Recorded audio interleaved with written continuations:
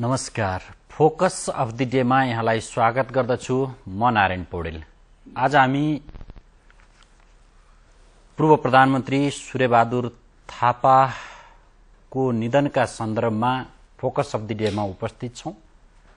नेपालको राजनीतिमा धेरै लामो समयसम्म थापा शक्ति केन्द्रमा रहनुभयो। नेपालको राजनीतिलाई प्रत्यक्ष वा परोक्ष रूपमा प्रभावित गर्ने व्यक्तित्वको रूपमा थापाको राजनीति चलायमान रहिरह्यो जीवनको उत्तरार्धसम्म।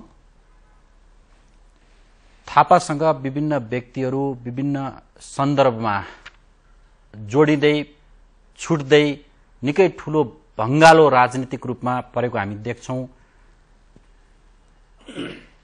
थापाको राजनीतिक जीवनमा त्यस्ता पात्रहरू पनि जोडिए जो पात्रहरू कुनै बेला थापाको राजनीतिसँग शून्य सहमतको स्थितिमा थिए। त्यस्तै दुईजना पात्र जो थापासँग कहिले विरोधी खेमा त कहिले किचनसम्म पुग्ने हैसियतको सम्बन्ध राख्नुहुन्थ्यो।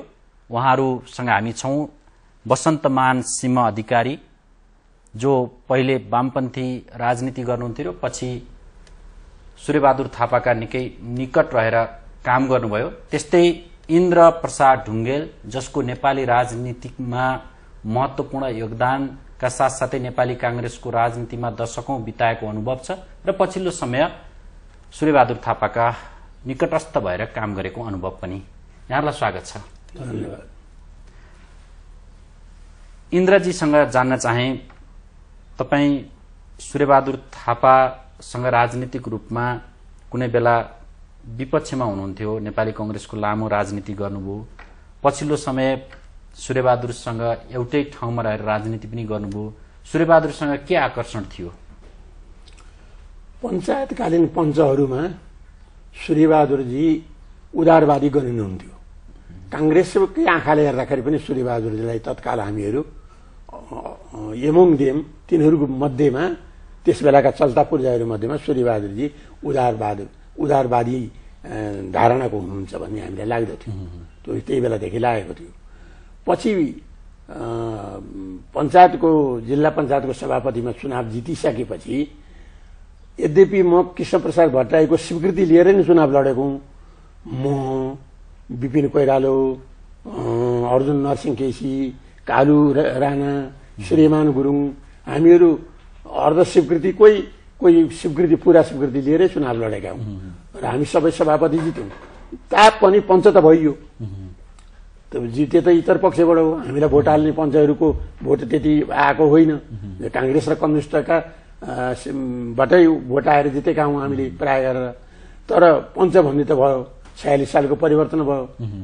परिवर्तन भइसकेपछि हाम्रो अगाडि दुईटा कुरा परे। अब ताकपरे तेवारी नत्रको त हामी यता पञ्च पनि भइयो। अब पञ्च भएर बस्ने कि पञ्चायतले खोलेको पार्टीमा जाने कि कांग्रेसमै आफ्नो पार्टीमा जेबाट आएका थियौं त्यसमा जाने हो भन्ने हाम्रा अघिल्तिर सबैका अघिल्तिर त्यो आएको थियो। नआएको होइन। आउँदाखेरि त्यो बेला कुरा चल्न थाल्यो। अनि त्यसबेला चाहिँ सन्निकट कृष्णप्रसाद भट्टराई हुनुहुन्थ्यो। 47 सालमा त उहाँकै भव्य उदय भयो। अरूको भन्दा पनि गणेश मानजीको हुनेवाला थियो। उहाँले कृष्णप्रसादलाई भनिहाल्नुभयो। अरू उहाँको कन्टेस्टमा आउने कोही थिएन र हुनुभयो। भएपछि म उहाँलाई सोध्न थालेँ, किशनजी के गरौँ त अब? तपाईँकै अर्ध स्वीकृति लियो, जितिन्छ भने चुनाव लड्नुहोस्, हारिन्छ भने हुँदैन। उहाँको त यस्तो ठाडो बोली हुन्थ्यो नि कृष्णप्रसादको त। हारिन्छ भने त हुँदैन नि। के गरी थाहा पाउनु त जित्ने र हार्ने भन्दाखेरि हार्ने भए त हुँदैन। जे वाला भने फाला हालेको थिएँ। म जितिदिएँ। मैले सब प्यानल जितेँ। रामेछापमा तपाईँले जित्नुभयो? रामेछापमा जितेँ। जब 16 जना पञ्च जित्नु पर्थ्यो नि जिल्ला पञ्चायत हुनका लागि। 9 वडा अनि वर्गीय संगठनबाट गरेर 16 हुन्थ्यो। त्यसमा म समेत 13 जना जित्यौं। त्यो भइसकेपछि पञ्च मैले अघि नै भने पञ्च त भइहाल्यो। अब के गरौँ त भन्दा परशुनारायण चौधरीलाई लिएका बापतमा साथीहरू सबै रिसाए। त्यसकारण तपाईलाई माथिबाट टिप्न म सक्दिनँ। तल जो गएर मेम्बर बनेर आउनुहोस् भन्नु।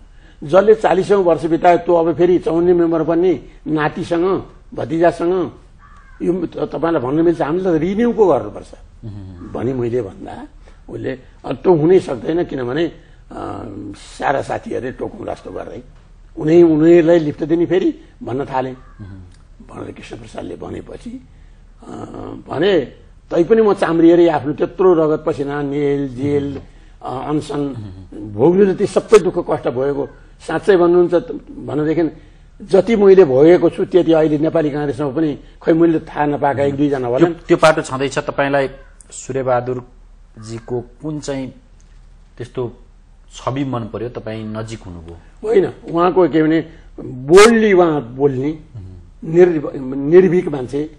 कसै पञ्चायत कालमा सूर्यबहादुरजीले जे भन्नुभयो अरूको तागत थियो बाहिर फिल्डमा भन्नलाई, लुकेर कलकत्तामा बसेर इन्डियामा बसेर कहीँ कहीँ बसेर भन्न सकिन्थ्यो।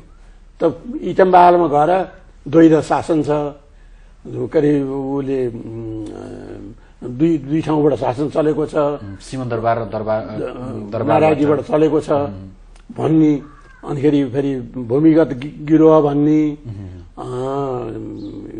के छद्मवेशी यस्ता शब्द प्रयोग गरेर गाह्रो थियो, सक्दैन थियो। पञ्चायतभित्रै बसेर पञ्चायतको विरोध गर्नुभयो, त्यो एउटा उहाँको बहादुरी त देखियो क्या, निर्भीक मान्छे पनि देखियो। अर्को के भनेदेखि पञ्चायतलाई पनि सुधारिएको चाहिन्छ भन्ने पक्षमा उहाँ रहनु, त्यही सुधारिएको पक्षमा भन्दा उहाँलाई 40 सालमा उहाँ प्रधानमन्त्रीबाट हटाइदिनु भएको। त्यसमा पञ्चायतमा पनि त्यो भयो। त्यसैले कुराकानी गर्दाखेरि उहाँ प्रजातन्त्रवादीहरूसँग धेरै पञ्च हुँदाहुँदै पनि गोलमेल गर्नुहुन्थ्यो। यी 2-4 यस्ता प्रकारका आकर्षण थिए। वसन्तमानजी, तपाईँलाई कुन चाहिँ पक्ष एकदमै आकर्षक लाग्यो र तपाईँ वामपन्थी राजनीतिबाट राजनीतिक यात्रा थाले पनि सूर्यबहादुर थापाको खोपीसम्म प्रवेश गर्नुभयो? मैले विद्यार्थी कालमा विद्यार्थी राजनीति गरेर मैले वामपन्थी राजनीति गरेँ र पछि जब देशमा बहुदलीय शासन व्यवस्था 2047 सालमा पुनर्स्थापित भयो, त्यस पछाडि प्रजातन्त्र नै एउटा निर्विकल्प र एउटा शाश्वत सत्य हो र प्रजातान्त्रिक बाटोबाट नै मुलुकलाई समुन्नत गर्न सकिन्छ भन्ने भावनाबाट प्रेरित भए र त्यस बेलामा प्रजातान्त्रिक पार्टीको रूपमा नेपाली कांग्रेस मात्रै थियो र त्यसको विपक्षमा कम्युनिस्ट पार्टीहरू थिए। तर कुनै पनि एउटा प्रजातान्त्रिक पार्टीको विकल्प कम्युनिस्ट हुन सक्दैन। त्यस कारणले गर्दाखेरि अब एउटा वैकल्पिक प्रजातान्त्रिक पार्टी हामीले गठन गर्नुपर्छ भनेर स्वर्गीय पूर्व प्रधानमन्त्री सूर्यबहादुर थापाले त्यसको थालनी गर्नुभयो र एउटै मात्रै प्रजातान्त्रिक पार्टी भयो भने त्यो भोलि अराजक पनि हुन सक्दछ, त्यो एउटा कठोर रूपमा पनि अगाडि जान सक्दछ र निरङ्कुश पनि भएर जान सक्छ। त्यसले गर्दाखेरि चेक एन्ड ब्यालेन्सको लागि पनि एउटा वैकल्पिक प्रजातान्त्रिक पार्टी चाहिन्छ र त्यो स्थापना हुनुपर्छ भनेर त्यसको संस्थापक अध्यक्षको रूपमा स्वर्गीय पूर्व प्रधानमन्त्री सूर्यबहादुर थापाले राष्ट्रिय प्रजातन्त्र पार्टीको गठन गर्नुभयो र त्यसबाट प्रभावित भएर मैले राष्ट्रिय प्रजातन्त्र पार्टी स्थापना भएको बेलादेखि नै यो पार्टीको सदस्य भए र उहाँको 1-2 वर्ष पछाडि नै उहाँको सानिध्यमा बहुत निकट, जस्तो इन्द्रप्रसाद दाई हामी निकट भएर उहाँसँग बस्यौं गर्यौं र उहाँमा एउटा निर्भीकता इमानदारीता पनि हो र कुनै पनि कुराहरू गर्दाखेरि कन्फिडेन्टली आत्मविश्वासका साथ उहाँ अगाडि बढ्ने उहाँको सबभन्दा ठूलो खूबी त्यो थियो र त्यस बेलाका पञ्चायती शासनकालका अरू पूर्व पञ्चहरू मध्येमा उहाँले एउटा सुधारवादको पञ्चायतभित्र सुधार गरेर लिएर जानुपर्दछ र त्यसबाट नै प्रजातन्त्रको प्राप्ति हुन सक्दछ र 47 सालको आन्दोलनको बेलामा पनि उहाँले परिवर्तनका सम्भाग पञ्च नै हुनुपर्दछ। यदि मुलुक एउटा द्वन्द्वमा फस्यो भनेदेखि त्यसले देशमा अराजकता आउँछ, गृहयुद्धको अवस्था पनि आउन सक्दछ। त्यस कारणले गर्दाखेरि परिवर्तन यी भित्रैबाट गरेर लिएर जानुपर्दछ, जसले गर्दाखेरि मुलुक क्षेत्र विच्छेद हुनबाट बच्छ भन्ने उहाँको चाहिँ भनाइ थियो र यस्तै कुराहरूबाट प्रभावित भएर म राष्ट्रिय प्रजातन्त्र पार्टी प्रवेश गरेँ र उहाँको सानिध्यमा निकै समयसम्म म बसेँ। इन्द्रजी, जस्तो सूर्यबहादुरजी पञ्चायतको एउटा सूत्रधार मध्येमा पनि पर्नुहुन्छ, महेन्द्रको वक्तव्य उहाँले नै लेखेको भन्नेसम्मका कुराहरू पनि अहिले इतिहासमा पढ्न पाइन्छ। तपाईँ प्रजातन्त्रका लागि लडेको कांग्रेसको एउटा नेता तहमा पुगिसकेको व्यक्ति पञ्चायतको सूत्रधारसँग प्रेरित हुनु तपाईको कमजोरी थियो अथवा उहाँको मान्यता?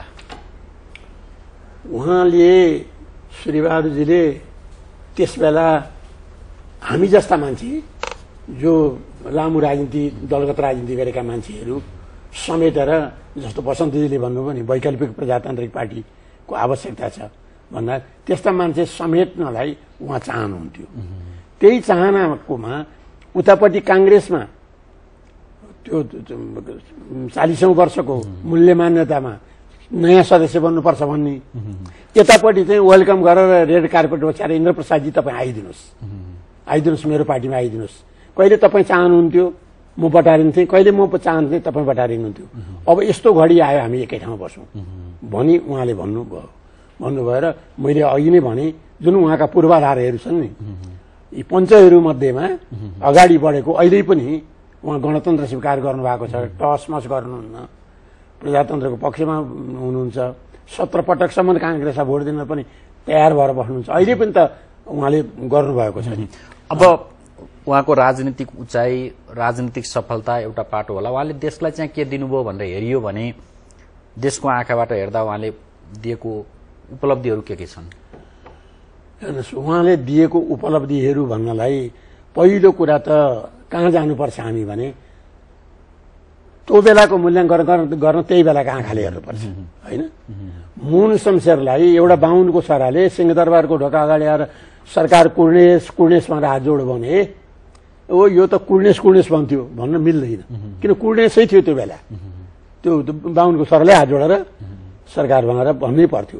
त्यस्तै जस्तो राजाको त्यत्रो पार्टी नेपाली कांग्रेस अत्यधिक बहुमत ल्याएको पार्टीलाई झिरिप्प पार्ने राजाको छत्रछाया बसेर शासन चलाउनु भन्ने कुरा ठट्टा थिएन।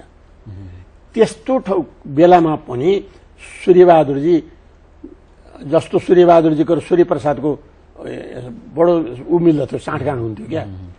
प्रजातन्त्रवादी मान्छेहरू जुन बहुदलीय पक्षका छन् नि, उनीहरूसँग राम्रो व्यवहार गर्नुहुन्थ्यो। त्यही बेलादेखि हामी अरूको तुलनामा सूर्यबहादुर ठिक भन्ने मना लाग्दथ्यो। त्यही कुरा पछि बिपीले नै भन्नुभयो, अरूको तुलनामा सूर्यबहादुर ठिक। सूर्यबहादुरै ठिक त होइनन्, पञ्च हुन्, तर यी सुनेका मध्येमा सूर्यबहादुरजी बेटर भनिकन जुन बिपीले पनि भन्नुभयो त्यही कुरा मलाई पनि लागेर अनिखेर सूर्यबहादुरजी भने। वसन्त मानजी, सूर्यबहादुरजी थुप्रै पटक प्रधानमन्त्री हुनुभयो, राष्ट्रिय राजनीतिमा उहाँको वर्चस्व लामो समयसम्म रह्यो, हजुरबुवा पुस्तादेखि नाति पुस्तासम्म यदि कसैले याद गरेको छ भने उहाँलाई गरेको छ। यी सबै पाटाहरू छन्, तर देशले सूर्यबहादुर थापाबाट के पायो भनेर सोधियो भने तपाईँ के भन्नुहुन्छ? अब हेर्नुहोस्, उहाँ प्रधानमन्त्री हुनुभयो पञ्चायती व्यवस्थामा। पञ्चायती व्यवस्थाको सबभन्दा प्रमुख नै भनौँ राजा हुन्थे, राजाको शासन थियो, कार्यकारी अधिकार राजामा थियो, प्रधानमन्त्री त एउटा निमित्त जस्तो मात्रै भएर काम गर्नु पर्दथ्यो। त्यस कारणले गर्दाखेरि हाताहाती नै सूर्यबहादुर थापाले के गर्नुभयो भनेर हामीले हेर्नुभन्दा पनि त्यस बेलाको अवस्थामा मुलुकमा जुन इन्फ्रास्ट्रक्चरहरूको विकास भयो, इकोनोमिक इन्फ्रास्ट्रक्चर, सोशल इन्फ्रास्ट्रक्चर, यी कुराहरूको बेलामा सुरुमा हेर्नु भने 2021 सालमा भूमिसुधार लागू भयो। त्यस बेलामा पनि उहाँ मन्त्री परिषदको अध्यक्ष हुनुहुन्थ्यो। त्यस पछाडि अब विभिन्न पूर्वाधारहरू, आर्थिक पूर्वाधारहरू, पूर्व पश्चिम राजमार्ग, यी सबै यावत कुराहरू जुन विकासका चाहिँ पूर्वाधारहरू निर्माण भएका हुन्, यी सब उहाँ कहिले मन्त्री परिषदको अध्यक्ष, कहिले प्रधानमन्त्री भएको बेलामा भएका हुन्। र त्यसभन्दा पनि बेसी हामीले भन्नुपर्दा के भन्नुपर्छ भनेदेखि मुलुकलाई एउटा प्रजातान्त्रिककरणको दिशातर्फ उन्मुख गराउने पिसफुल ट्रान्सफर्मेसनद्वारा, शान्तिपूर्ण संक्रमणद्वारा मुलुकलाई चाहिँ नै एउटा गति प्रदान गर्ने लाइनमा जुन सहजता राजनैतिक रूपमा ल्याउनु पर्ने हो, त्यसमा चाहिँ उहाँले मुलुकको लागि केही दिनुभएको छ। र आजका दिनसम्म पनि तपाईँले हेर्नुभयो भने एउटा समयको पदचापलाई उहाँले समाएर हिँड्नु भएको छ। मुलुकले के परिवर्तन चाहेको छ, त्यो परिवर्तन जनताको परिवर्तन प्रति आत्मसात भएर गयौं भने मात्रै हामी गन्तव्यमा पुग्न सक्छौं भन्ने उहाँको भावना थियो। अथवा यसलाई यसरी पनि भन्न सकिएला कि उहाँमा राजनीतिक निष्ठा थिएन, जता समय जान्थ्यो उतै उहाँ हाम फाल्नुहुन्थ्यो र अवसरवाद उहाँको राजनीतिको एउटा पक्ष थियो। अब केही मान्छेहरू त्यो पनि भन्दा हुन्, किनभने उहाँ अवसरवादी हो पनि भन्दा हुन्। अब त्यसलाई अवसरवादी दृष्टिकोणबाट हेर्नु हुँदैन। परिवर्तनलाई जसले स्वीकार गर्छ त्यसलाई अवसरवादी भन्ने हो भने परिवर्तनलाई अस्वीकार गर्ने जमात के हामीले मुलुकमा राखी छोड्ने हो त? त्यो त होइन नि। त्यस कारणले गर्दाखेरि समय र परिस्थितिमा जब हामी अगाडि बढ्न सक्दैनौं तबसम्म हामी आफ्नो गन्तव्यमा र आफ्नो लक्ष्य हासिल गर्न सक्दैनौं। त्यस कारणले गर्दाखेरि उहाँलाई अवसरवादी नबनौं, तर परिवर्तन र एउटा चाहिँ गतिशील राजनीतिमा गतिशीलता ल्याउनको लागि अगाडि बढ्ने व्यक्तिको रूपमा हामीले चिन्नु पर्दछ भन्ने मलाई लाग्छ। इन्द्रजी, तपाईले अघि बीपीको नाम पनि लिनुभयो, बीपीले पञ्चहरूमध्ये सबैभन्दा बढी रुचाएको व्यक्ति पनि भन्नुभयो, तर हामीले पढ्छौं बीपीको फाँसीका लागि उहाँले आह्वान गर्नुभएको थियो। कसरी यो तालमेल मिल्न सक्छ? होइन, मैले यसको यहाँलाई भनि पनि सकेँ। उहाँ प्रधानमन्त्री हुनुहुन्थ्यो, त्यस बेला भएको जिल्ला सभामा प्रसङ्ग बस, अब भाषण गर्दा त प्रसङ्ग पनि आउँछ नि, प्रसङ्ग बस यस्तो गर्नेलाई अन्यत्र यस्तो पनि गर्दछन् भने उहाँले यस्तो देशका लागि यस प्रकारको हतियार उठाएर गरिदिनु भएन, गर्नु उचित थिएन भन्ने सन्दर्भमा भन्नुभएको यो फाँसीसँग जोडिने भन्ने कुरा भएन। हेर्नुहोस्, एकचोटि यो 55 सालमा सूर्यबहादुरजी प्रधानमन्त्री हुने बेला पनि हाम्रो योगदान ठूलो छ। हाम्रो व्यक्तित्व सानो हुनाले हाम्रो नाउँ चलेन। जस्तै उदाहरणका लागि इन्द्रप्रसादलाई कसले मन्त्री दियो भने सूर्यबहादुरले, ठाडै भन्छन्। त्यस्तो सूर्यबहादुर किन छोडेको इन्द्रप्रसादले, ठाडै भन्छन्। त हाम्रो किनभने व्यक्तित्व भएन, उहाँको व्यक्तित्व भयो। त्यसो हुँदाखेरि हामीले चाहिँ सूर्यबहादुरलाई प्रधानमन्त्री बनाउनका निमित्त कति रोल खेले उहाँहरू भन्ने कुरा त्यो बाहिर आउन सकेन। जस्तो वसन्तमान, म, गणेश बहादुर खत्री, भक्तपुरको गणेश बहादुर खत्री, हामी त 55 सालमा सूर्यबहादुरजीलाई प्रधानमन्त्री बनाउन नेपाली कांग्रेसमा जोइन 55 सालमा आइपुग्छु म, अझै पञ्चायतकै पेरिफेरीमा छु, म आउँछु। सूर्यबहादुर थापाको राजनीतिक जीवन हेरियो भने दरबारका लागि सूर्यबहादुर नभए पनि नहुने, तर हुँदा पनि सही नहुने जस्तो देखिन्छ। त्यो दरबार र सूर्यबहादुरजीको खटपट चाहिँ कसरी भयो? होइन, दरबारको कुरा के भने सूर्यबहादुरजी सनै सनै बिस्तार सूर्यबहादुरजी प्रधानमन्त्री भए त प्रधानमन्त्रीको कार्यक्षेत्र पनि हुनु पर्यो, केही गर्न पाउनु पर्यो भन्ने हुँदो हो। अब त्यही हो भन्न त हामीलाई गाह्रो पर्छ। सूर्यबहादुरजी नै बुझ्नुहुन्छ। कति फोन आउँदा हुनु यो नगर्नु, हस्तक्षेप हुँदो हो, आँटेको कुरा पुगेन हुँदो हो, इत्यादि हुँदाखेरि अब एउटा कुरा एकातिर थियो भने अर्कातिर दरबारका पेरिफेरीमा बस्ने मान्छे पनि त्यत्तिकै हुन्थे कि सूर्यबहादुरको लाई खेदो गर्ने। ल भएन, त्यसले त सरकार मास्न लाग्यो, बहुदल ल्याउन लाग्यो, यो त बर्बाद गर्न लाग्यो भन्दथे। भनेपछि अनिखेरि त्यसैले नै सूर्यबहादुरको ती दोहोरा कुरा जब हुन थाले, दुई तिनवटा कुरा जुन थालेपछि राजालाई नै भ्रम पर्यो, हो क्यारे सूर्यबहादुरले गर्न थालेको। जस्तो 36 सालको निर्दलीय पञ्चायतलाई सूर्यबहादुरजीले जिताउनु भयो, होइन? उहाँको जुनसुकै गरेर पनि जिताउनु भयो। भन्छन् भद्रगोलसँग हस्तक्षेप गरेको, या गरेको, त्यहाँ गरेको भन्छन्। अहिले पछाडिका चुनावलाई हेर्ने हो भने सीमावर्ती भारतीय नागरिकहरूलाई मतदाता नावलीमा राखेर पनि जिताएको पनि भन्छन्। त्यो भन्छन्। त्यसलाई डर्टी चुनाव हो भन्ने हो भने त्यहाँभन्दा यतापट्टिका त हेरिसक्नै छैनन् नि, हेरिसक्ने चुनाव होइनन् नि। त्यो उसको के अरे 64 को चुनाव उम्मेदवारहरू लडाएर मेरै जिल्लामा देवशंकर पौडेलले माओवादी के अरे एमालेबाट उठेकालाई चुटेर लडाएर खोला फ्याँके उम्मेदवारलाई। त्यस्तो चुनाव पनि त भयो। त्यसभन्दा यतापट्टिको चुनाव फेरि अस्तिको चुनाव भयो, एकदम धाँधली भनेर माओवादीहरू कराउन थाले भने त्यसलाई पनि धाँधली भन्ने हो भने होला त त्यत्रो विशाल चुनावमा त्यो एकदम फियर भयो, गजब भयो भने त म पनि भन्न सक्दिनँ, भयो होला। तर त्यस्तो नाङ्गो हो जसरी पछाडिका नाङ्गा नाङ्गा देखिएन चुनाव, त्यस्तो नाङ्गो चाहिँ भयो। वसन्तमानजी, दरबारले सूर्यबहादुरजीलाई प्रधानमन्त्रीबाट राजीनामा गर्न जनमत संग्रहपछि पनि बाध्य पार्यो। दरबारकै सक्रियतामा अल्पमतमा परे सूर्यबहादुर। त्यसै गरी प्रधानमन्त्री भइसकेका सूर्यबहादुर पक्राउ पनि परे। यी सबै कुरा हेर्दा दरबार र सूर्यबहादुरजीको खटपटको कारण के थियो? अब यहाँलाई निवेदन गरौँ, सूर्यबहादुरजी एउटा बोल्ड किसिमको मान्छे, एउटा आत्मविश्वास भएको र एउटा प्रधानमन्त्रीको क्षेत्राधिकार कति हो त्यो अनुसारको मैले काम गर्न पाउनुपर्छ भन्ने विचारको मान्छे उहाँ हुनुहुन्थ्यो। त्यस बेलामा पञ्चायती व्यवस्थाको हालिमुहाली राजाको हातमा हुन्थ्यो कार्यकारी अधिकारीहरू र अब त्यस बेलामा दरबारका इर्द गिर्दमा भएका मान्छेहरूले पनि झोस पल्लाउँथे होला। सूर्यबहादुर अब बढी हुन थाल्यो, अलिकति यहाँनिर चाहिँ ब्रेक लगाउनु पर्दछ भन्ने किसिमका पनि हुन सक्थ्यो होला।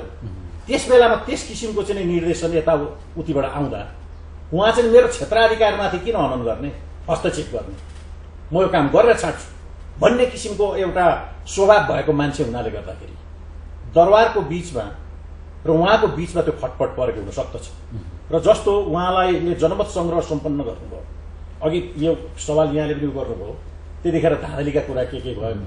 अब त्यस बेलामा म अलिकति के भन्न चाहन्छु भने जनमत संग्रहको परिणामलाई विश्वेश्वर प्रसाद कोइरालाले पनि स्वीकार गर्नुभयो। जनताले दिएको यो अभिमतलाई हामीले स्वीकार गरेनौँ भने भोलि मुलुकमा अर्को आन्दोलन पनि हुन सक्दछ। र त्यतिखेर बिपीले भन्ने गर्नुहुन्थ्यो कि भोलि यो देशको यो राष्ट्रियता नै हाम्रो रहेन भने, भोलि यो राष्ट्र नै रहेन भने के हुन्छ भन्नेमा उहाँको थिङ्किङ चाहिँ राष्ट्रियता र राष्ट्रको बारेमा बेसी थियो।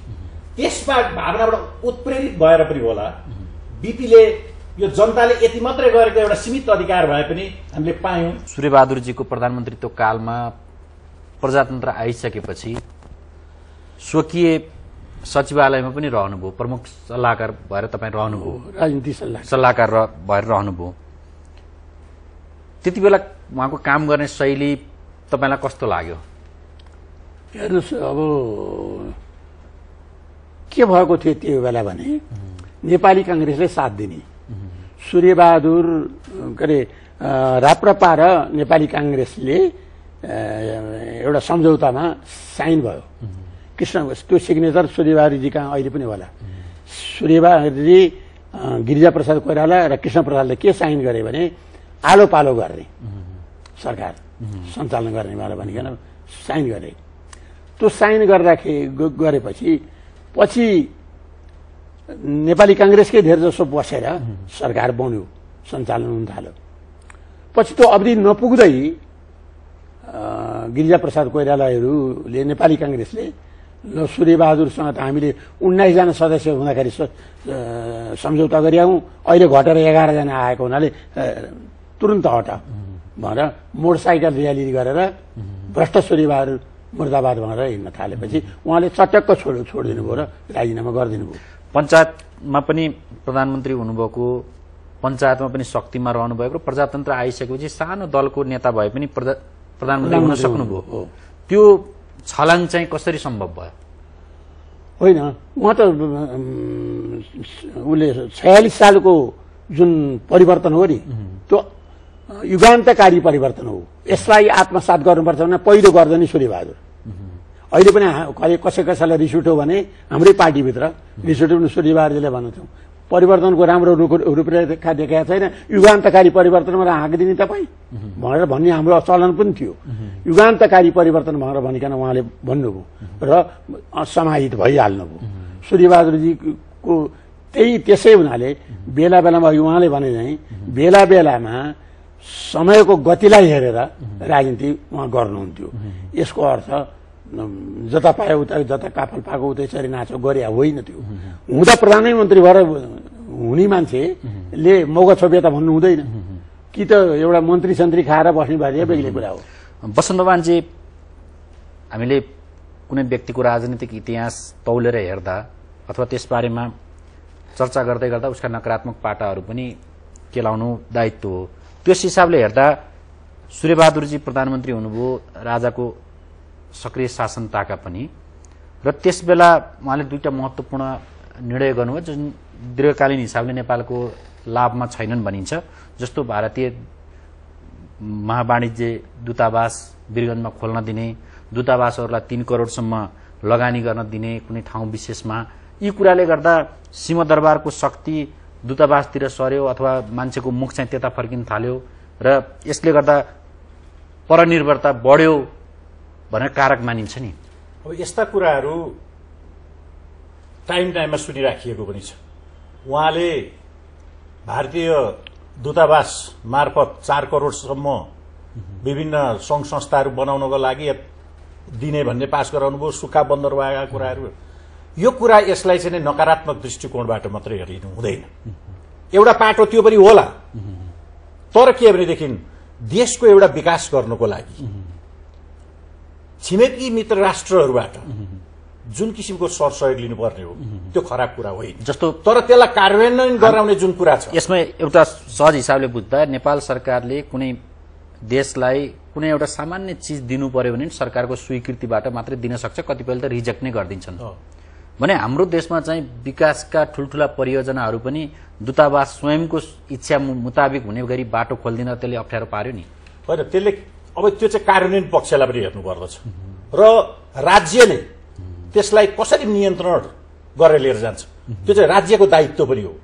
अब यो हिन्दुस्तानले मात्रै यो काम गरेका छैन, त्यसमा चीनबाट पनि त्यसरी चाहिँ दूतावास मार्फत चाहिँ कामहरू यहाँ भइराखेका छन्। तर यसलाई हामीले चाहिँ नै राज्य पक्षले यसलाई कन्ट्रोल गर्नु पर्यो र यसलाई कुन किसिमले अगाडि चाहिँ नै बढाएर लिएर जाने भन्ने बारेमा त हाम्रो पनि त त्यो एउटा कमजोरी भइराखेको छ नि। र मेरो विचारमा चाहिँ नै त्यसरी मित्र राष्ट्रहरूबाट भएका सहयोगहरूलाई नकारात्मक रूपमा लिनु हुँदैन र त्यसलाई कुन किसिमले कार्यान्वयन गराउँदै जाने त्यो पाटो चाहिँ महत्त्वपूर्ण हो। त्यो चाहिँ राज्य पक्षले हेर्नुपर्छ भन्ने मलाई लाग्दछ।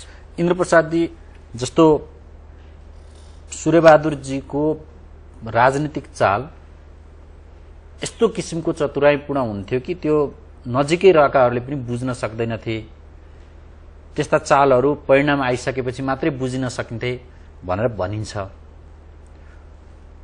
उहाँको त्यो राजनीतिक अनुभवका आधारमा भन्दा उहाँको सबभन्दा सबल पक्ष चतुराईका हिसाबले के थियो?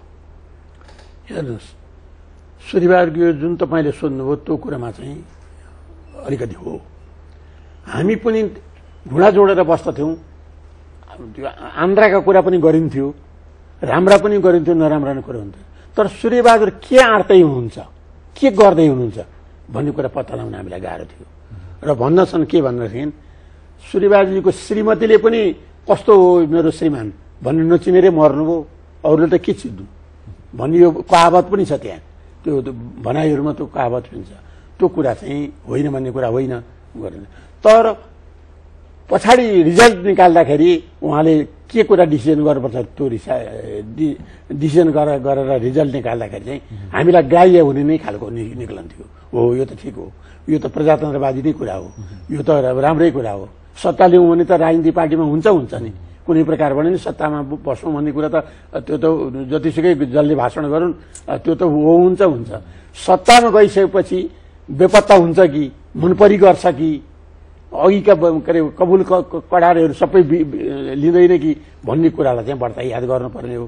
त्यो सूर्यबहादुरजी जे गर्नुहुन्थ्यो त्यो जे गर्नुहुन्थ्यो हत्तपत्त कसैले पत्ता लगाउन चाहिँ हामी पनि ती बस्दथ्यौँ। साँच्चै भन्नुहुन्छ भने मलाई बसन्त मानजीले त सूर्यबहादुरलाई एडभाइस दिने, राम्रो दिने मान्छे नै यिनै हुन्, अथवा बटार्ने, बिगार्ने सपार्ने यिनै मान्छे हुने भनेर हामीलाई दोष पनि लाएर गाली पनि गर्दै त्यस्ता मान्छे पनि हामी सूर्यबहादुर के हुन् त भनेर भनिकन सबै कुरा हामी पत्ता लगाउन सक्दैनौँ। त्यति गम्भीर हुनुहुन्थ्यो उहाँ। कुनै त्यस्तो घटना छ जुन तपाईँलाई नै रहस्यमय लाग्यो अथवा तपाईँ नै दङ्ग पर्नुभयो देखेर? त्यस्ता घटना हेर्नुहोस्, म भन्नुहुन्छ अब हाम्रो महाधिवेशन हो। महाधिवेशन हुँदाखेरि पञ्चायतको त अलिकति पञ्च क्यारेक्टर त हत्तपत्ता जाँदैन नि, नेतृत्व जम्मैलाई चाहिन्छ, अध्यक्ष त नभई हुँदैन। त्यो क्यारेक्टर त ती शीर्षस्थहरूमा त छ लोकेन्द्रजीमा छ, उसमा छ छैन भन्नु हुँदैन। त नमिल्ने भए एउटालाई मात्र अध्यक्ष दिन कोही पनि नमिल्ने भए, जस्तो विश्वबन्धु पार्टी एकीकरण हुँदा विश्वबन्धुजी एउटै हुनुपर्छ भन्ने भए अरूले मानेनन्, उहाँ बाहिरिनु भयो। राजेश्वर देवकोटाले म एउटा मात्र हुनुपर्छ, म तर काट्दिन्छु भन्नुभयो, मानेन कसैले, उहाँ पनि जानुभयो। बाँकी रहे चारजना बाँकी रहिसकेपछि उहाँहरू चारजना बाँकी रहेपछि के गर्नु त भन्दाखेरि चारजना हुँदैन भन्ने पनि अधिवेशनमा कोलाहल पनि चल्यो। अन्तत्वको त कोलाहल त भने त चलिरहन्छ नि, अन्तत्वको त सबैले स्वीकार गरे ल 4वटा नेता पालैसँग सिनियरिटीको आधारमा पहिलो दोस्रो तेस्रो चौथो गर्नुपर्छ भनेर ठिक लाग्यो। हो अब यो शीर्षस्थ पनि यिनै हुन् भनेर 2200 प्रतिनिधिहरूले क्ल्यापिङ गरेर ताली मारेर उहाँहरू चारजना अध्यक्ष हुनुभयो। अब सूर्यबहादुरजीसँग त्यहाँसम्म हामी जान्नछौँ होइन कि सूर्यबहादुरजीले पछाडि लोकेन्द्रजीलाई हटाएर उसलाई के अरे पशु संसारलाई सहवर्णन गर्नुहुन्छ भन्ने हामीले बुझेकै थिएन, गर्नुभयो। त्यसकारण ज्वलन्त उदाहरण भने नि नचिन्दा नचिन् के गर्नुहुन्छ भोलि भने नचिनिएन हो त हामीले, त्यो गर्नुहुन्छ भने भएदेखि अहिले हामी सूर्यबहादुरजी त्यही बिन्दुबाट तपाईँहरू सूर्यबहादुर थापासँग अलग पनि हुनुभयो। तपाईँ मैले पनि उहाँले पनि हामीले भन्यौँ, प्रत्यक्षमा भन्यौँ, तपाईँ 87 वर्षको हुनुभयो, देशमा 5 चोटि 6 चोटि प्रधानमन्त्री हुनुभयो, तपाईँले 2200 प्रतिनिधिका अघितिर के अरे हामी आलो पालेमा भयौँ भन्नु भने त्यसमाथि पनि थप तपाईँले के भन्नुभएको छ भने हाम्रो चक्रीय प्रणाली आलो पालोलाई अरू ठुला पार्टीले पनि अनुकरण गर्नेछन् भने तपाईँले भाषण गर्नुभयो, त्यो टेप छ। त्यस्तो मान्छेले आज उसलाई सहवर्ण गर्ने, उसको पालो मेट्ने कर्म गर्नु तपाईँले हुँदैन, शोभा दिँदैन तपाईँलाई भन्दा उहाँले मान्नु भएन। अनि हामी पनि त अब लामो राजनीति गरेका मान्छे जे भन्नु सोही गर्न सक्ने भएनौँ, उसो मतभेद भयो त भन्ने कुरा सृजना भइहाल्यो। त्यसले गर्दाखेरि अनिखेरि त्यो लोकेन्द्रजीको पालो हो यो भनेर पालोपट्टि हामी ढल्केका हौँ। त्यो इमान्दारितापूर्वकको कुरा चाहिँ यिनै हुन्। तपाईँहरू मिडियाहरूले पनि सबले सुनेको छ, देखेको छ पालो पालो, नेपालका राजनीतिक उसले सबले देखेको छ आलो पालो, उसले के अरे अन्तर्राष्ट्रिय के अरे कूटनीतिज्ञहरूले देखेको छ आलो पालो, 2200 प्रतिनिधिहरूले ताली पालेको छ आलो पालो। वसन्तमानजी, लोकेन्द्रबहादुर चन्द र सूर्यबहादुर थापा बीचको राजनीति रस्साकसी जीवनको अन्त्यसम्म नै देखियो। जस्तो पञ्चायतकालमा पनि सूर्यबहादुर थापालाई दरबारले अल्पमतमा पारेर हटायो, त्यसपछि चन्दजी प्रधानमन्त्री हुनुभयो, फेरि बहुदल आइसकेपछि लोकेन्द्रबहादुर चन्द प्रधानमन्त्री हुनुभयो एमालेको बुई चढेर, त्यसपछि काङ्ग्रेसको बुई चढेर चन्दजीलाई विस्थापित गर्दै थापाजी प्रधानमन्त्री हुनुभयो। पार्टीमा पनि त्यस्तै राजनीति देखियो, राजाको शासनकालमा पनि त्यस्तै देखियो। भनेपछि यो लुकामारीको बिउ चाहिँ के हो? यो अहिले यो बहुदल आएपछिको बिउ भइरह्यो मेरो विचारमा। यो पञ्चायतकै बेलाको उहाँहरूको चाहिँ नै यी तुसहरू रहेका जस्तो मलाई लाग्दछ। पञ्चायतकै बेलादेखिको एउटा ठुलो विडम्बना राष्ट्रिय प्रजातन्त्र पार्टीमा के भयो भने पूर्व पञ्चहरू नै यो पार्टीका नेता भएको हुनाले गर्दा त्यस बेलामा पञ्चायतको बेलामा त उहाँहरू एउटा चाहिँ दरबारी या तपाईँको स्कुलिङबाट पोलिटिक्स गरेर आउनुभयो।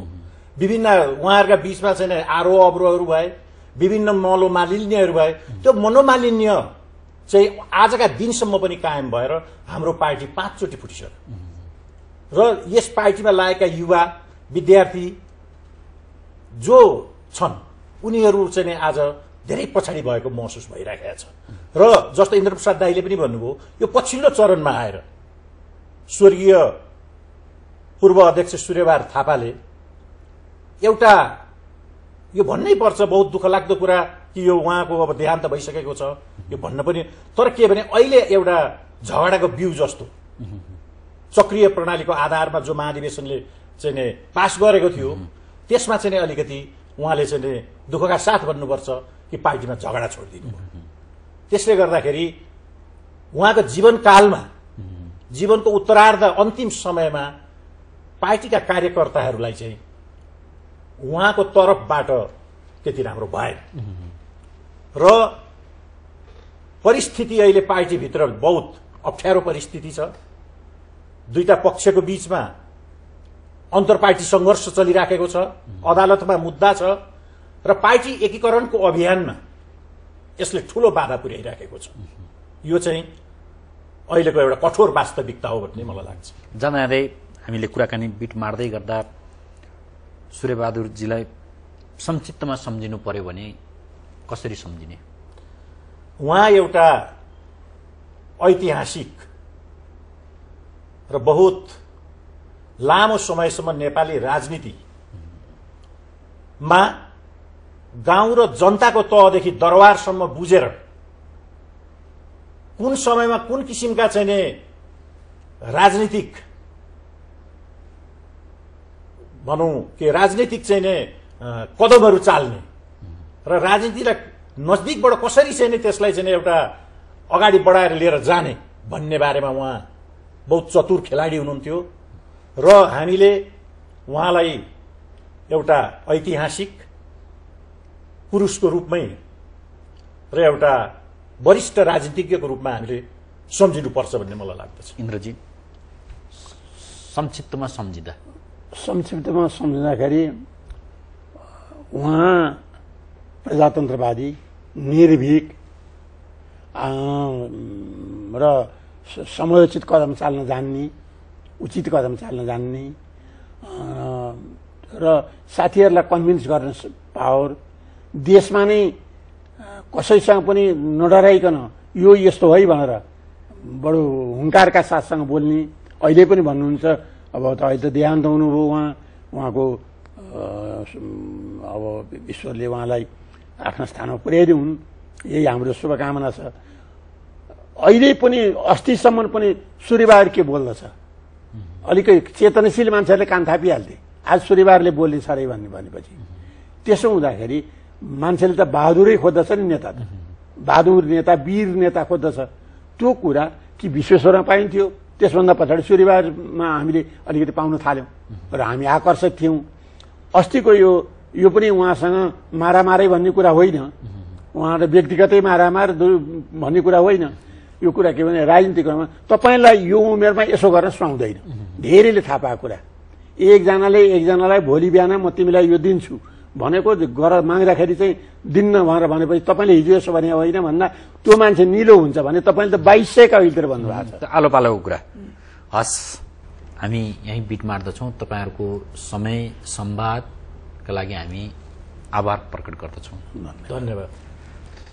आदरणीय दर्शकवृन्द, हामी आजको फोकस अफ द डेमा दिवंगत पूर्व प्रधानमन्त्री सूर्यबहादुर थापाका बारेमा केन्द्रित रह्यौं। थापाका राजनीतिक यात्राका विभिन्न खुड्किलाहरूमा हामी प्रवेश गर्ने प्रयासमा रह्यौं। नेपालको राजनीतिमा विशिष्ट स्थान रहेका थापा चतुर खेलाडीका रूपमा परिचित हुनुहुन्थ्यो। उहाँका चालहरू निकटस्थहरूले पनि बुझ्न नसक्ने खालका र निकै छलाङमय हुने भनी राजनीतिमा चर्चा पनि हुने गर्दछ। हामी थापाको दुःखद निधनको प्रसंगमा रह्यौं। थापाको परिवारलाई हामी समवेदना प्रकट गर्दछौं, त्यस्तै शुभचिन्तक आफन्त परिवारजनमा र थापाको आत्माले चिर शान्ति पाओस् भन्ने कामना पनि गर्दछौं। यही कामनाका साथ आजको अध्याय बिट मार्दछौं। नमस्ते।